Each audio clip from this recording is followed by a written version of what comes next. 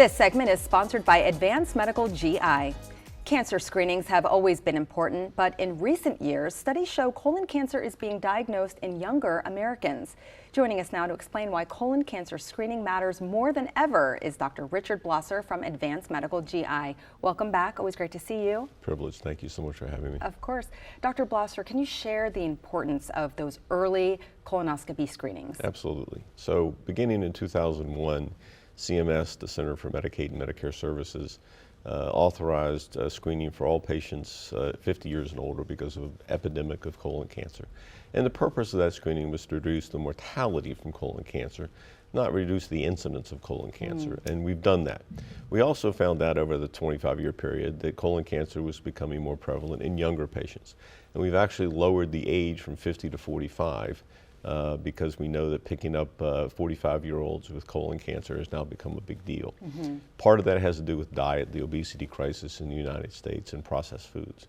We're now seeing an epidemic in the 25 to 35-year-old age group. Oh, wow. Yes, there's a huge population of patients, albeit small in the total number of colon cancers, but quite lethal in the 25 to 35-year-olds. So when they present with to our service or to our practice with bleeding, rectal bleeding or change in bowel habits, we take this very seriously because colon cancer in that age group, probably secondary to processed foods and their exposure, is becoming a real epidemic in the United States. Wow, okay. So anyone listening is going, oh my gosh, is this me? So who does need this early evaluation? Right, so if there's a family history of either Lynch syndrome or genetic predisposition, they need to be screened beginning at age 25.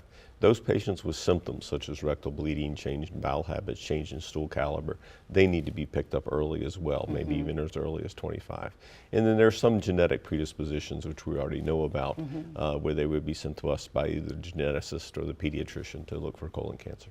Okay, so again, if you've had that genetic predisposition, you for sure are a candidate for this early evaluation. Absolutely. And you would know that mostly how? Well, you're going to have a brother, sister, mother, father, even a second degree relative, an uncle, grandparent, who had colon cancer before the age of 50. Okay. So you're going to know that your genetic predisposition is towards developing that cancer. And with the age group in 25 to 35, where they're exposed to toxins now that have been taken off the market, if you will, by the new FDA, lo and behold, we're seeing a huge spike in colon cancer in that age group. Yeah, a bit scary. Do you have any recommendations? You talked about the processed food, but what other recommendations do you have for people to maintain a healthy gut, a healthy colon? Well, the first and foremost thing is to stay away from processed foods. I would limit carbonated beverages as well, being part of that, because that is an issue.